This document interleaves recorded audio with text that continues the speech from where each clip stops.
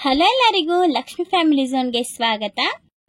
ಈ ವಿಡಿಯೋದಲ್ಲಿ ನಾವು ಬೆಂಗಳೂರಿನ 360 ಕಿಲೋಮೀಟರ್ ದೂರದಲ್ಲಿ ಇರೋ ಕಟೀಲು ದುರ್ಗಾ ಪರಮೇಶ್ವರಿ ಟೆಂಪಲ್ಗೆ ಹೆಂಗೆ ಬಸ್ ಕನೆಕ್ಟಿವಿಟಿ ಯೂಸ್ ಮಾಡ್ಕೊಂಡು ಹೋಗೋದು, ಮತ್ತೆ ಅಲ್ಲಿ ಅಕೊಮಡೇಷನ್ ಮತ್ತೆ ಈ ಟ್ರಿಪ್ ಬಜೆಟ್ ಎಷ್ಟಾಗುತ್ತೆ ಅಂತ ಡೀಟೇಲ್ಡ್ ಆಗಿ ತಿಳಿಸ್ಕೊಡ್ತೀನಿ.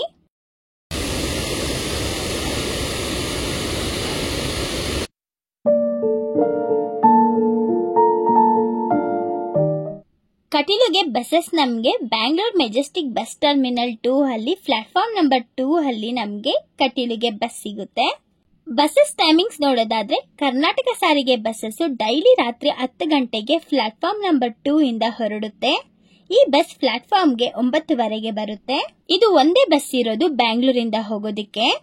ಈ ಬಸ್ಗೆ ಬುಕ್ಕಿಂಗ್ಸ್ ಕೂಡ ಸಿಗುತ್ತೆ. ಈ ಬಸ್ KGF ಇಂದ ಬರೋದು. ಸೊ KGF ಇಂದ ಬರೋರು ಡೈರೆಕ್ಟ್ ಆಗಿ ಈ ಬಸ್ ಅಲ್ಲಿ ಬರ್ಬೋದು. ರಿಟರ್ನ್ ಬಸ್ ಡೀಟೇಲ್ಸ್ ನಾನು ವಿಡಿಯೋ ಲಾಸ್ಟ್ ಅಲ್ಲಿ ತಿಳಿಸ್ಕೊಡ್ತೀನಿ.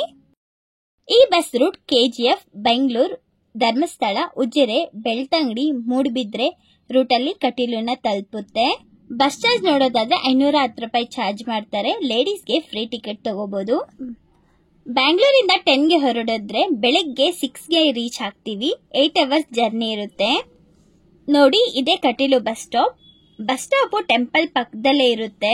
ಸೊ ತುಂಬಾ ದೂರ ನಡೆಯೋ ಕೆಲಸ ಇರಲ್ಲ. ನೋಡಿ, ಇದೇನೆ ಟೆಂಪಲ್.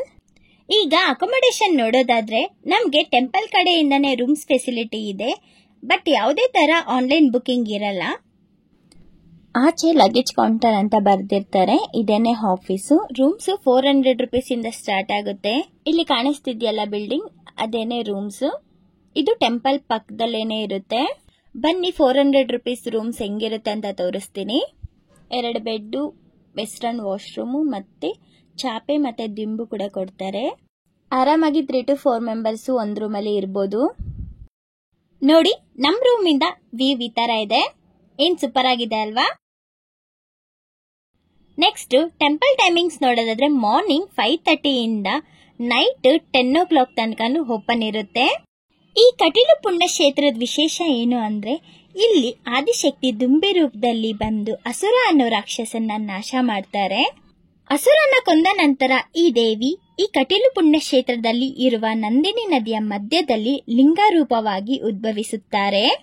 ಇಲ್ಲಿ ಉದ್ಭವಿಸಿರುವ ದೇವಿನ ನಾವು ದುರ್ಗಾ ಪರಮೇಶ್ವರಿ ಅಂತ ಕರಿತೀವಿ. ನೀವಿಲ್ಲಿ ನೋಡ್ತಾ ಇರಬಹುದು, ಟೆಂಪಲ್ ಸುತ್ತಲೂ ನಂದಿನಿ ನದಿ ಹರಿತಾ ಇದೆ. ಈಗ ನಾವು ಟೆಂಪಲ್ಗೆ ಹೋಗೋದಿಕ್ಕೆ ಇಲ್ಲಿ ಕಟ್ಟಿರೋ ಬ್ರಿಡ್ಜ್ ಇಂದ ನಾವು ಹೋಗ್ತಾ ಇದೀವಿ. ದೇವರ ದರ್ಶನ ಮಾಡ್ಕೊಂಡು ನಾವು ಆಚೆ ಬಂದಾದ್ಮೇಲೆ ನಮ್ಗೆ ಇಲ್ಲಿ ನಂದಿನಿ ಗೋಶಾಲ ಅಂತ ಕಾಣಿಸುತ್ತೆ. ಇಲ್ಲಿ ಇರೋ ಹಸು ನೇಮ್ ಕೂಡ ನಂದಿನಿನೇ.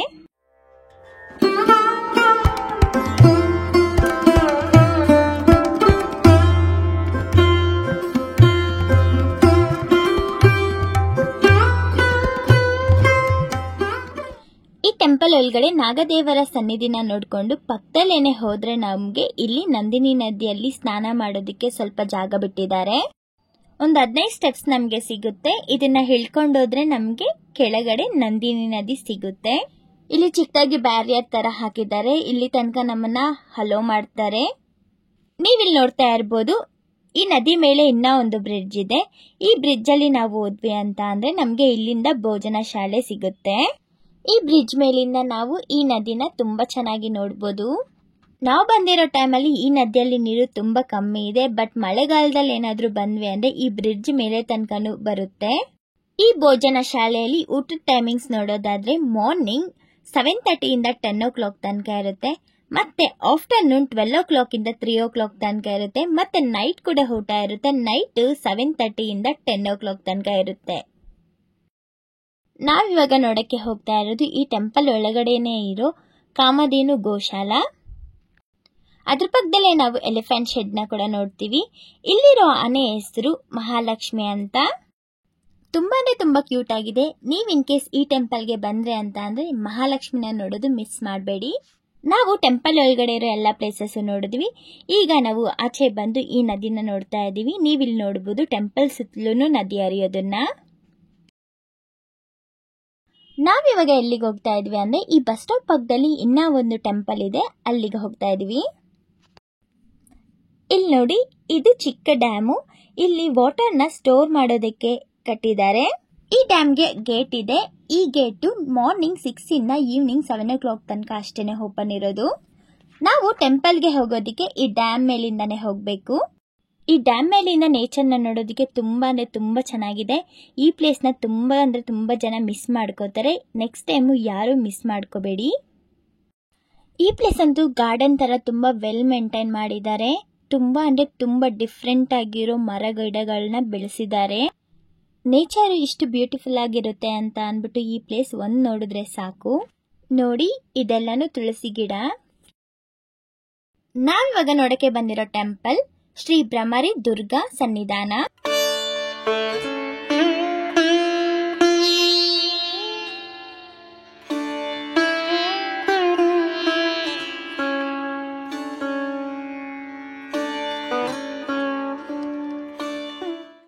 ಈ ಪ್ಲೇಸ್ದು ಇನ್ನೊಂದು ವಿಶೇಷ ಏನು ಅಂದ್ರೆ, ಈ ಟೆಂಪಲ್ ಸುತ್ತಲೂ ಯಾವ್ಯಾವ ರಾಶಿಗಳಿಗೆ ಯಾವ್ಯಾವ ಮರಗಳಿರುತ್ತೋ ಅದನ್ನೆಲ್ಲಾನು ಬೆಳೆದು ಅದರದ್ದೇ ಆದಂತ ನೇಮ್ಗಳನ್ನ ಇಲ್ಲಿ ಬರೆದಿದ್ದಾರೆ. ಈಗ ರಿಟರ್ನ್ ಬಸ್ ಬಗ್ಗೆ ನೋಡೋಣ.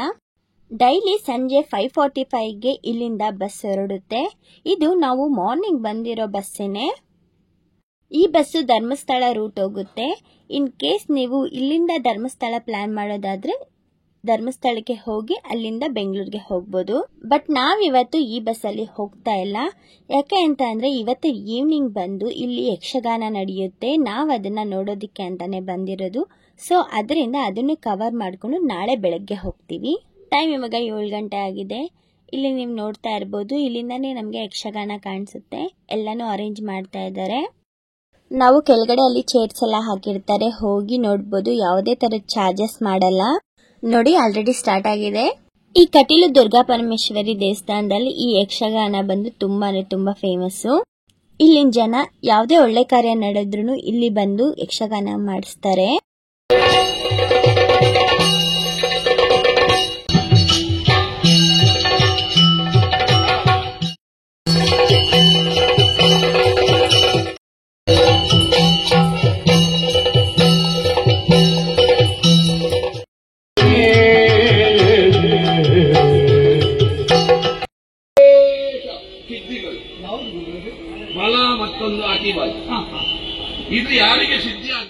ರಿಟರ್ನ್ ಹೋಗೋದಕ್ಕೆ ಇನ್ನ ಒಂದು ರೂಟ್ ಯಾವುದು ಅಂತ ಅಂದ್ರೆ, ಇಲ್ಲಿಂದ ಮಂಗಳೂರಿಗೆ 25 ಕಿಲೋಮೀಟರ್ಸ್ ಇರುತ್ತೆ. ಸೊ ನಾವ್ ಇಲ್ಲಿಂದ ಮಂಗಳೂರಿಗೆ ಹೋಗ್ಬಿಟ್ಟು ಅಲ್ಲಿಂದ ನಮ್ಮ ಬೆಂಗಳೂರು ಬಸ್ ಅಲ್ಲಿ ಹೋಗ್ಬೋದು. ಇಲ್ಲಿಂದ ಮಂಗಳೂರಿಗೆ 40 ರೂಪೀಸ್ ಚಾರ್ಜ್ ಮಾಡ್ತಾರೆ. ಯಾರಿಗೆಲ್ಲ ಈ ವಿಡಿಯೋ ಇಷ್ಟ ಆಯ್ತು ಲೈಕ್ ಮಾಡಿ, ಶೇರ್ ಮಾಡಿ, ಕಮೆಂಟ್ ಮಾಡಿ. ಇದೇ ತರ ನಮ್ ವಿಡಿಯೋಸ್ಗೆ, ನಮ್ ಚಾನಲ್ಗೆ ಸಬ್ಸ್ಕ್ರೈಬ್ ಮಾಡೋದು ಮರಿಬೇಡಿ. Thank you.